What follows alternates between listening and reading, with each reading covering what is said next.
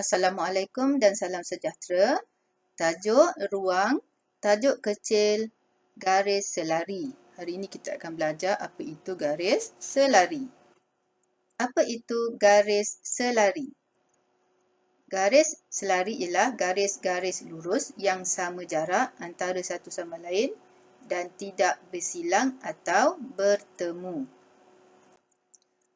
Seterusnya, kita akan lihat contoh garis selari. Yang pertama, garis selari dalam keadaan menegak seperti ini. Jaraknya sentiasa sama. Kedua, garis selari dalam keadaan serong. Serong ke kanan ya. Dan jaraknya mestilah sentiasa sama. Yang ketiga, garis selari dalam keadaan melintang. Pastikan jaraknya sentiasa sama. Contoh keempat, garis selari dalam keadaan serong ke kiri. Pastikan jaraknya sentiasa sama. Biasanya garis selari arahnya juga sama. Mari kita lihat pula contoh garis selari dalam kehidupan seharian kita. Baik, lintasan pejalan kaki. Ini biasa kamu lihat di jalan raya. Setiap garisan lintasan pejalan kaki itu selari. Baik, tangga. Mungkin di rumah kamu ada tangga. Tangga mempunyai garisan selari. Dan jaraknya juga adalah sama.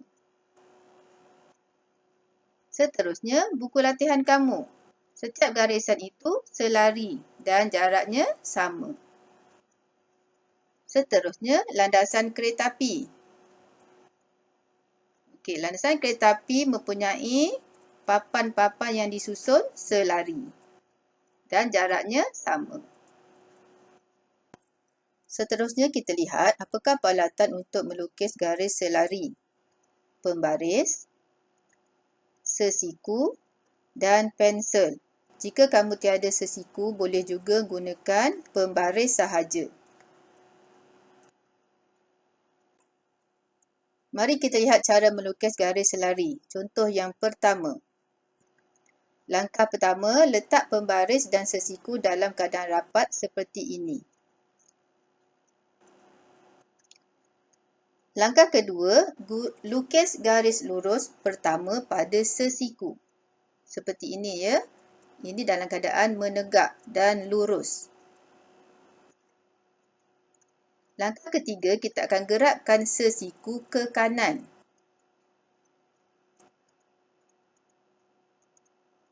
Okey, sesiku sudah bergerak ke kanan. Pastikan sentiasa berada di atas pembaris dan pembaris jangan digerakkan.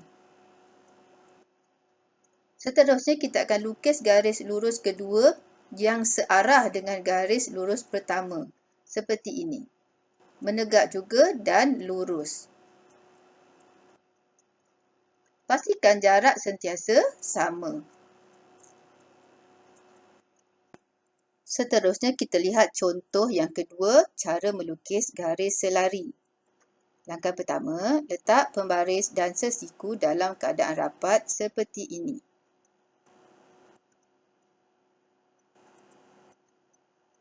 Langkah kedua, lukis garis lurus pertama pada sesiku dalam keadaan melintang dan lurus. Langkah ketiga, kita gerakkan sesiku ke bawah. Pastikan pembaris kamu tidak bergerak.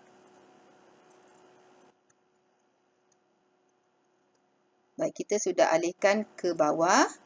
Kemudian, kita akan lukis garis lurus kedua yang searah dengan garis lurus pertama. Seperti ini. Pastikan searah, lurus dan melintang.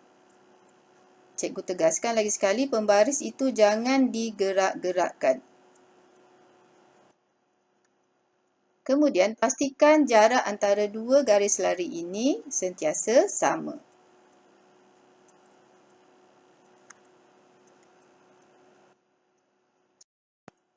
Seterusnya, kita lihat cara melukis garis selari. Contoh yang ketiga. Pertama, letak pembaris dalam keadaan serong seperti ini. kita akan lukis garis selari dalam keadaan serong. Langkah kedua, lukis garis lurus pertama pada pembaris. Seperti ini. Seterusnya, gerakkan pembaris ke bawah. Untuk contoh ketiga ini, kita tidak menggunakan sesiku. Kita hanya menggunakan pembaris. Gerakkan pembaris ke bawah. Seperti ini. Pastikan serongnya adalah sama dengan pembaris yang pertama tadi. Kemudian, kita lukis garis lurus kedua yang searah dengan garis lurus pertama. Seperti ini. Baik, garis selari ini mempunyai arah yang sama dan juga jarak yang sentiasa sama.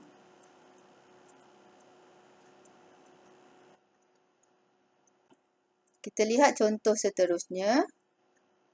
Pertama, letak pembaris dalam keadaan melintang seperti ini. Langkah kedua, lukis garis lurus pertama pada pembaris. Seperti ini. Kemudian, kita akan gerakkan pembaris ke bawah. Okay, kita letak garis pembaris ke bawah lebih kurang 3 petak. Kemudian, kita lukis garis lurus kedua yang searah dengan garis lurus pertama. Seperti ini. Lihat jarak sentiasa sama. Untuk contoh ini lebih mudah kerana kita menggunakan garisan yang berpetak. Itu sahaja. Terima kasih.